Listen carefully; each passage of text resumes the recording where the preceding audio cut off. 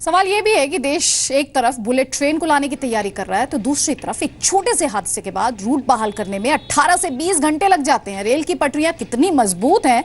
गढ़मुक्तेश्वर के पास हुए इस हादसे ने पोल खोल दी है इसकी। लेकिन ये हादसा अगर 5 मिनट बाद होता तो क्या होता, ये भी अपने आप में एक सवाल है, क्योंकि 5 मिनट की दूरी पर गंगा का पुल।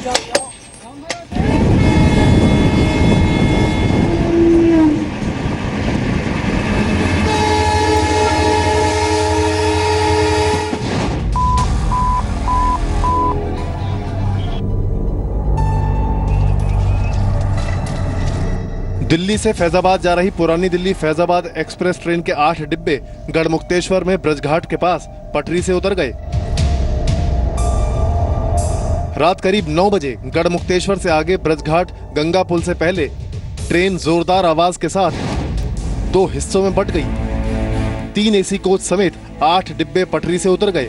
करीब 20 यात्री हादसे में घायल हुए हैं। लोगों का सामान इधर उधर फैल गया। हादसे के बाद ट्रेन के डिब्बे जितने झुके हुए दिखाई दे रहे हैं, उसके बाद किसी का हताहत ना होना चमत्कार से कम नहीं है। घटना की सूचना मिलते ही तुरंत 10 मिनट के बाद आरपीएफ और सिविल पुलिस यहाँ पर भारी मात्रा में आ गए थे और गाड़ी के अंदर जाकर के हम लोगों ने यात्रियों को बाहर निकाला। कोई भी यात्री ज्यादा घायल नहीं था। दिल्ली से शाम 6:30 बजे चलकर अगले दिन सुबह 7:20 पर फैजाबाद पहुंचने वाली ट्रेन रात 8 बजे हापुड़ पहुंची थी। हादसा गढ़मुक्तेश्वर और ब्रजघाट के बीच अल्लाह बख्शपुर गांव के पास हुआ। यात्रियों के मुताबिक चलती ट्रेन में अचानक जोर से झटका लगा। लोग एक दूसरे के ऊपर गिर पड़े। हादसे के वक्त हुई जोरदार आवाज की वजह से यात्री दहशत में आ गए। पटरी से उतरे ट्रेन के सभी डिब्बे पिछले हिस्से के हैं।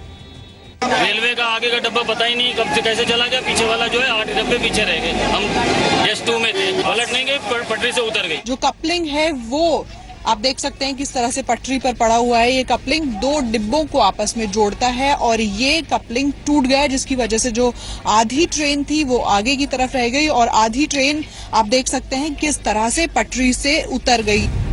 लेकिन ये हादसा अगर और 5 मिनट बाद होता तो बेहद खतरनाक और जानलेवा साबित हो सकता था। 5 मिनट के फासले के बाद गंगा का पुल शुरू हो रहा है और अगर पुल पर ट्रेन के डिब्बे पटरी से उतरते तो कुछ भी हो सकता था। इस पुल के ऊपर से ही होकर ट्रेन को गुजरना था और अगर इस पुल के ऊपर हादसा होता तो नीचे गंगा नदी है और अगर नदी के अंदर ट्रेन गिर जाती तो आप अंदाजा लगा सकते हैं बेहद आसानी से कि कैजुअलिटीज कितनी ज्यादा होती, इंजरीज कितनी ज्यादा होती और तब ये हादसा किस तरह का रूप ले लेता। हादसे की वजह तो जांच के बाद ही सामने आएगी। हालांकि रेलवे स्टाफ ने देर रात ही ट्रैक का जायजा लिया। एम्बुलेंस के जरिए घायलों को तुरंत अस्पताल पहुंचाया गया। एनडीआरएफ की टीम ने मौके पर पहुंचकर बचाव कार्य शुरू किया। हमने अपनी जो इमरजेंसी मैकेनिज्म है to reach out to the people and to reach out for the relief work, वो प्रारंभ हो गया है।